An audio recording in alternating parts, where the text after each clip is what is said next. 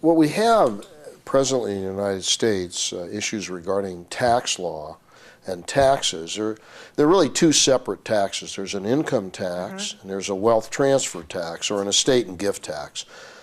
Is that what wealth transfer is? Wealth transfer tax is estate, gift, and inheritance. We don't have inheritance taxes anymore. And the prime issue right now on the income taxes, besides the rate, is in the during the Bush administration, the so-called Bush tax cuts were enacted. Income tax rates. Why do you say so-called? Well, somebody decided that they were Bush's. I don't know. Congress enacts them, not the president. But the president had proposed. It was a big issue in the presidential campaign. It was, and he wanted certain things to occur. From an income tax standpoint, the top marginal rate was reduced from, I believe, 39.5% to 35%. Right. Capital gains taxes were reduced from 20% to 15%. And then all dividends, not all, but most dividends paid by corporations to their shareholders were considered capital gains, so that they're taxed at the 15% rate, not the 35% rate. In other words, there's a 20 percentage point difference between characterizing something as a capital gain or it being ordinary income. Obviously, from a tax standpoint, better to have capital gains. Mitt Romney in the 2012 election campaign is getting hit pretty hard by the Democrats because almost all his income is capital gain income, and his maximum federal tax bracket is 15%. Plus the wealth is located off. Well, there's that thing about the offshore Cayman Islands corporations and all that. But the difference between capital gains and ordinary income is 20 percentage points. It's quite substantial. So what you try to do, if you can, is make your income capital gain. Well, how do you do that? Well, you don't get capital gains for your personal efforts. Your income, my income, it's ordinary income. If we make an investment where we don't have much to do with it, we're not rendering personal services, but we make an investment, it increases in value, that's a capital gain. And other than the special tax for collectors of art and memorabilia, capital gains are taxed at 15%. Ordinary income at 35%, these are federal rates.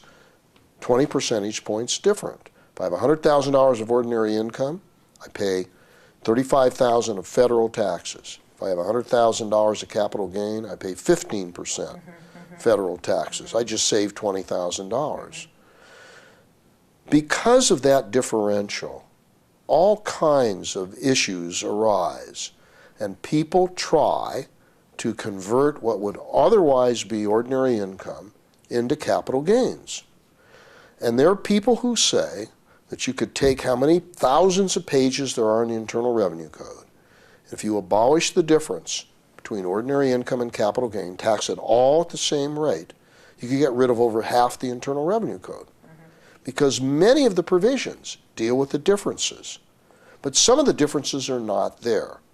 And one of the major issues that is before Congress, has been for the past 3 years, is something called a carried interest. Now, carried interest sounds like you're carrying something, or sounds like you might have an interest in an oil and gas project, and there are carried interests in oil and gas projects. But that's not what they're talking about.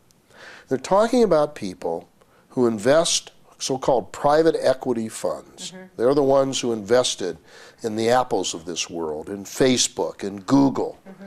And when those investments turn out to be profitable, the owners of those private equity funds, the people who put it together, the owners or the investors, the people, the promoters who put it together, have what's called a carried interest.